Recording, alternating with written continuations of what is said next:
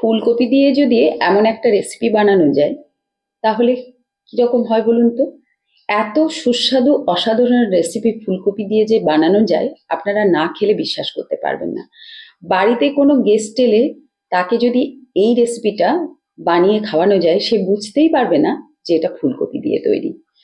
এখন শীতকালে ফুলকপি, এখন বাজারে ভালো ফুলকপি পাওয়া যায়, নতুন যখন ওঠে আরো টেস্ট হয়, তখন বানালে আরো ভালো।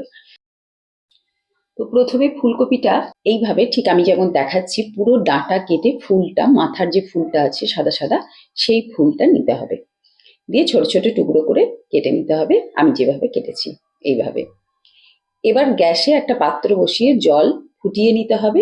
ফোটানোর পর ফুলকপিটা দিয়ে 1.5 থেকে 2 মিনিট খুব ভালো করে ফুটিয়ে নিতে হবে যাতে ফুলকপির কাঁচা গন্ধটা চলে যায়, অথচ যেন একদম সিদ্ধ হয়ে না যায়।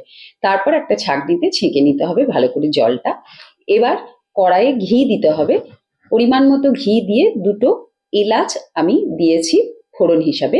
এবার ফুলকপিটা দিয়ে দেব। এবার এই ঘিয়ে ফুলকপিটা ভেজে নেব, লাল লাল করে ভাজবো না, মানে গ্যাসের ফ্লেমটা সিমে রেখে অল্প অল্প করে ভাজবো। আর অল্প একটু লবণ দেব, লবণ দিলে কিন্তু টেস্টটা ভালো হবে। খুব অল্প লবণ, একদম বেশি না, ভাজা যেমন আমরা খাই সেরকম লবণ না, খুব অল্প চামচের ডগায় নিয়ে লবণ একটু দিতে হবে।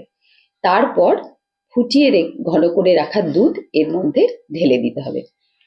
ফুলকপি যখন ভাজা হয়ে যাবে বুঝতে পারবেন একটু নেতিয়ে নেতিয়ে যাবে ফুলগুলো, তখন দুধটা ঢেলে দিতে হবে। এবার খুব ভালো করে দুধটা ফুটিয়ে নাড়াচাড়া করে নিতে হবে। ফুলকপিটা সিদ্ধ হয়ে এলে এর মধ্যে দিয়ে দিতে হবে শীতের নতুন খেজুরের গুড়। আহা, কি সুন্দর গন্ধ বেরিয়েছে! আমি আপনাদের বানাতে বানাতেই বলছি টেস্টটা দারুণ হবে। তো এবার ভালো করে নাড়াচাড়া করে একটু ঘন করতে হবে, কারণ এটা তো চালের পায়েস নয়, এটা ফুলকপির পায়েস বা ফুলকপির ক্ষীর, সেই জন্য দুধ কিন্তু খুব টানবে না, তাই খুব ঘন করে নিতে হবে একটু। এরপর এলাচ গুঁড়ো দিয়ে দেবেন, মিষ্টি বা গুড়ের পরিমাণটা আপনারা আপনাদের আন্দাজ মতো দেবেন, যে যেমন খান। তারপর একটু ঘন করে নামিয়ে নিতে হবে। তো রেডি অসাধারণ স্বাদের ফুলকপির পায়েস। আপনারা আজই একবার বানিয়ে দেখুন, কথা দিচ্ছি দারুণ লাগবে।